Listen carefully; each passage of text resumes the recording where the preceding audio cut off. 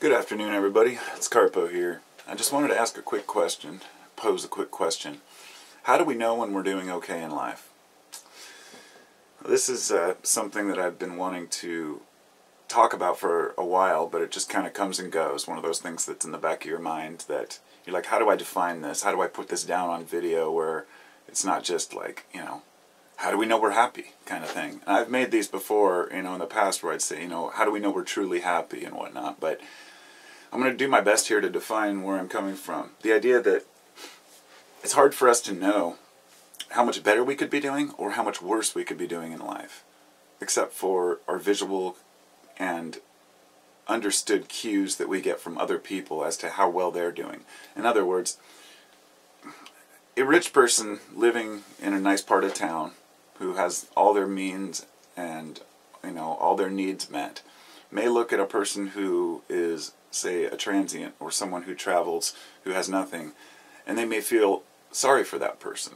They may have, not always, of course, it can go the opposite direction. They can look down on them as well. But for the one who looks down on someone who has less, the thing they may not realize is that some of these people who have less are happier. The same thing goes for the rich countries, looking at poor countries and saying, well, we need to help these people. In a lot of cases, it's true. But in many areas, we just see a rural village and think, oh, look at these poor people. They don't have technology. They have nothing. And when we come in and give them our technology and help them out, it ends up causing more problems.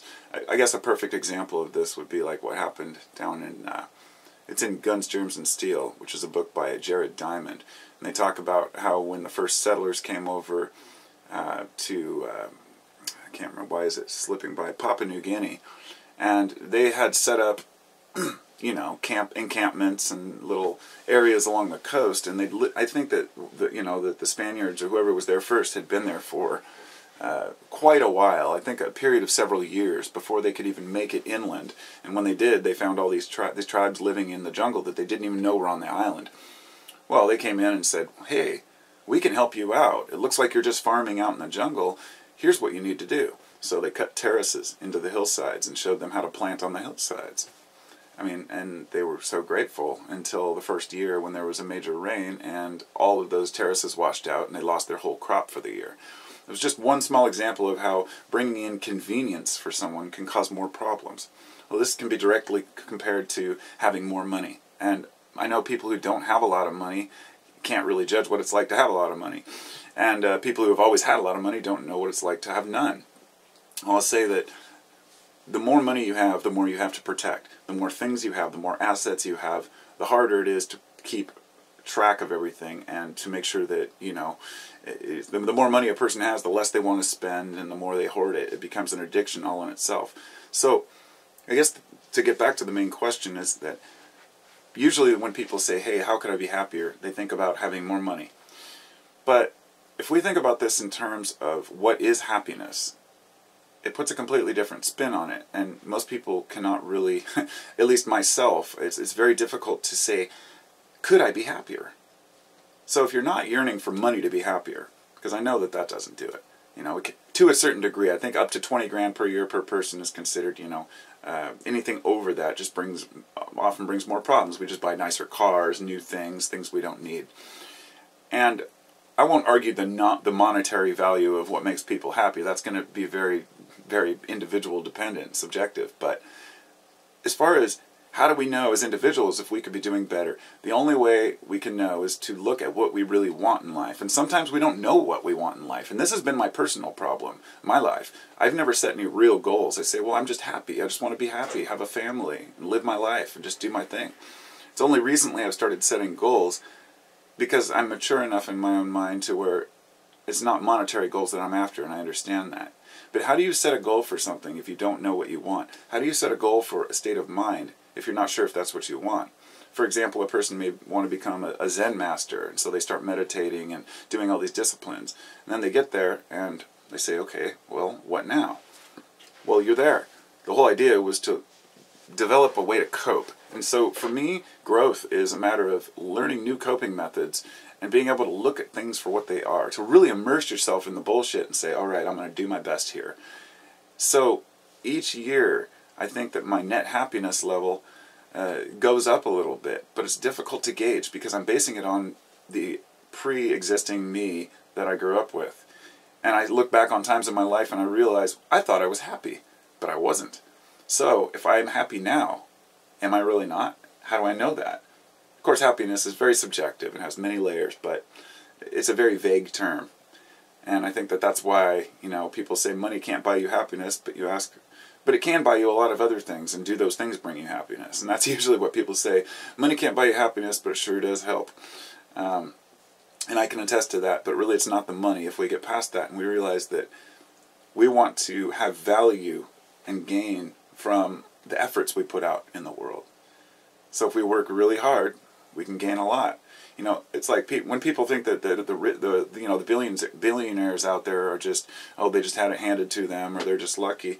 In a lot of cases that's true, but in a lot of cases also the people study their asses off and work really hard to get where they want to be. That's their thing. Warren Buffett says he reads 5 hours a day, and has, you know, for most of his life. I mean, that's 5 hours a day? How do you read for 5 hours a day? Most people don't even have time to read for 20 minutes. Well, that's part of the paradigm we're trapped in. It's because of what we set up to be value and what we consider to be a fair wage, and how hard people have to work to deal with the economy. So it's really the economy and the whole system we have in place which is causing us the anxieties. We thought that it would take us out of the problems, and in many ways it did. We don't have to worry about getting polio in America anymore. We don't have to, you know, worry, well, for now, we don't have to worry about, you know, generally worry about roving, you know, gangs running through and taking over our neighborhoods. And unfortunately, this is because we have a very delicate operational system in place. But it's just like I say, it's comparing that to having more money, more problems, more laws, more problems, more society, more laws, more problems, less money, more money. We have to pull ourselves out of the equation. And so that's what I want to finish off by saying here, is that we can't know what level of happiness we could have. And we can't know how happy we're going to be with more or less money. But what we can do is take the whole of money and fame, gain, out of the equation and say, what can we give? Give.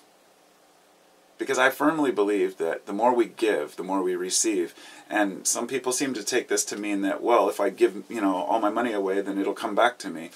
It might not come back to you in monetary form. It may come back to you in happiness. And isn't that what you're doing? So if you're giving away money and it's making you happy, isn't that buying happiness? It is. But it's buying others' happiness too. You want a net gain.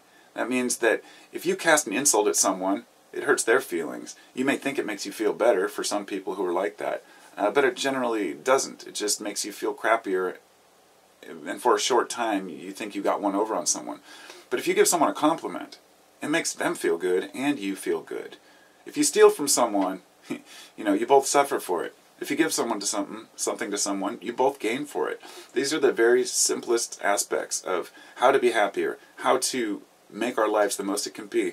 We don't know who the heck we could be. We don't know where we could be, and it doesn't matter. Speculation doesn't matter. What does matter is learning to give and to share. And this is something I'm still working on too, because I didn't have a lot growing up. So I figure, well, I've earned mine, but it just doesn't suit me. I like to give away things. I like seeing other people happy. So that's the only message I can really give you, is that what's made me more of a happy person is seeing other people happy. And it takes a while for us to really get over ourselves to be able to do that. And I think having children was a huge aspect of that. Of course, for me, you know, having 3 kids, an older kid and then 2 young kids, and seeing the spread between them, and seeing how people grow up. And, you know, concert we went to last night, you know, and we go with our 23-year-old son, and he goes to shows with us and festivals, and just a great kid. That makes me happy, seeing him happy. If he's not happy, I'm not happy. And that goes with all my kids and my wife. And maybe this is why my friends group is relatively small over the years, because, you know, I've always been afraid to branch out and make too many connections, which in YouTube has completely negated that. You know, I meet all kinds of people, and everybody probably thinks I'm very outgoing, and I am a talkative, kind person, but I'm not the kind of guy who just goes out and just starts conversations, and small talk is not my strong point. But I'm working on that, because I'm learning that that's what's important. That we can't just live with, you know, like, well, I'm only going to talk about deep things, and, well, if you're not on the same level, I can't really have a conversation about this. it's just about bringing everybody, encompassing into your little area and saying, hey, what can we learn from each other? What can we share? So, that's what I got. I'll talk to y'all later and have a wonderful day.